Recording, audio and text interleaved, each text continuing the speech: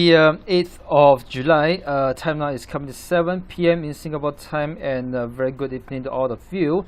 I know it's pretty late right now, but I just want to talk about mainly the non-farm employment change later on that we have at 8:30 p.m., which is in an hour and a half later on. So, well, I just kind of feel that maybe the employment change session for this time is a little bit underestimated. I don't know why, but I just got this feeling. But in any case, I just want to talk a little bit about the importance of today's NFP. So there's two reasons why I am very particular about today's session. Reason number one is because if we look at the charts right here, we do see that the price is now attempting to break below the 100 the psychological level at 100 for the dollar against the Japanese yen. So that's one particular reason. It has already tested for the third time. The first time was during the Brexit. It pulls all the way back after it reaches the 100 level, and then retraces to the height of 103.35 or 36, came all the way down, tested the same level at 100.28, which makes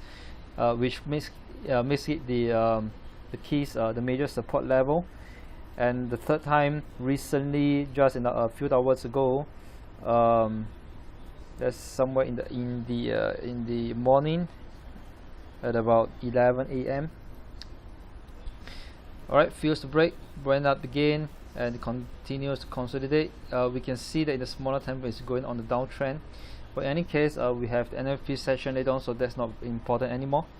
So that's the first reason. Second reason is that last month itself, for the employment change, we had a very bad figure, extremely bad at 38K.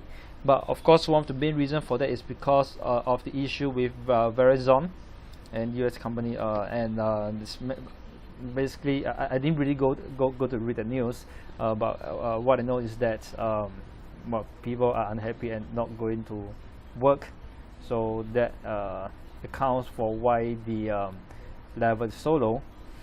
And right now, everyone has gone back to work, and the forecast we have here is 175,000. To be honest, I felt that this figure is a little bit too optimism in a sense. But however, a figure, in any case, this is the second reason, because if the figure were to fall below, based on my own sentiment analysis, 130,000, that's going to show a lot of weakness in the labor market growth for the US, and that's really going to cause the US dollar to weaken a lot, and it may cause it to break below the major support we have right here, 100.28, and further a little bit to the psychological level 100. And if we were to close below that level, it's going to be a free fall for the dollar against Japanese yen, and I'm expecting it to go to as low as 98.21, which I use the Fibonacci expansion to measure it for the exhaustion level. Yep, it kind of pretty much mirrored the wave of depreciation. This is the very first wave I've seen, started from here all the way to 300 over pips. That's pretty much at that level. So 98 will be the next major level, next psychological level, where if price were to break below the 100, and if the US employment change is going to be bad, below 130,000, or even worse if it still stays in the 5-digit figure. Alright, so but however, if the employment change figure were to go above or stay above 150,000, or even better, it missed the forecast 170,000, then we do see that the price of the dollar against Japanese yen will appreciate. but I wouldn't expect it to go too high till we hear from any of the FOMC members, and of course most importantly Janet Yellen on cruise for a interest rate hike this year. If not, I will only probably see it go all the way. Highest it goes to is the major support turn resistance level at 101.43. Right before that will be at the price of 101.16. That's a minor level for it. Alright, so I just want to touch on one last pair. Today I'm not going to talk too much about other pairs. The last pair I want to talk about again is the New Zealand dollar against US dollar. In the weekly chart, we have seen that the price is now attempting to break above the major support and resistance level at 0.7250. This is the major support. Here it turns into resistance level. You can see the price reaches that level, pulls all the way back.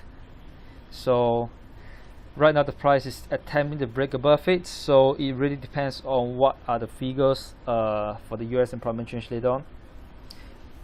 And of course, we can see that there's a major rising trend channel in the day one charts.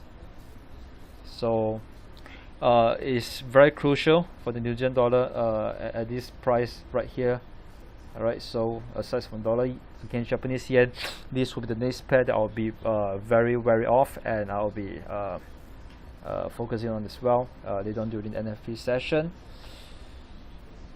Well, fundamentally, we do expect that the Kiwi or New Zealand dollar will continue to appreciate because it has yet to signal for a rate cut together with the Reserve Bank of Australia.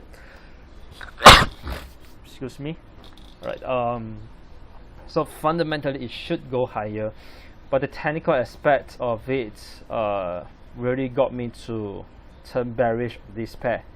Of course, not forgetting to mention that we have the retracement level of 30.2% that coincides together with the major support and resistance level at 0.7450.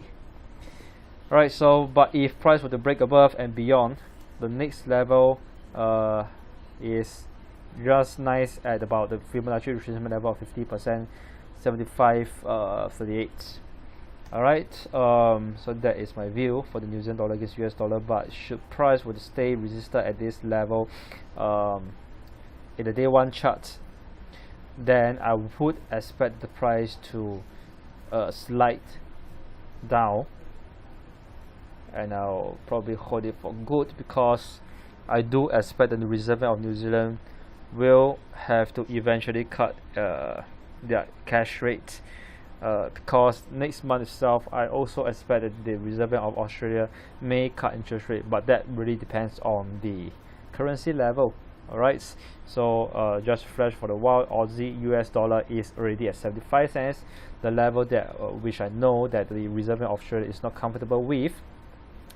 So if it were to cause the price to appreciate further, and the thing about the uncomfortable level, that benchmark might have changed, which I'll review again, which price that it could be, but definitely expect it to go even lower. So 75 cents may be a little bit too high for them as well. Alright, but of course, no central bank is really taking any action to do with their monetary policy or interest rate. That's because of post-Brexit, which caused a lot of uncertainty in the market. So nobody is really trying to do anything as of now. But next month itself onwards will be different. Things will go back a little bit, goes back to normalize, and yeah, we'll see how it goes. Alright, so with that, I have come to the end of today's trading analysis session, video. And good luck for the NFP session later on. Alright, so I'll see you again next week. Or if you are coming for our live trading session, I'll see you later. Goodbye.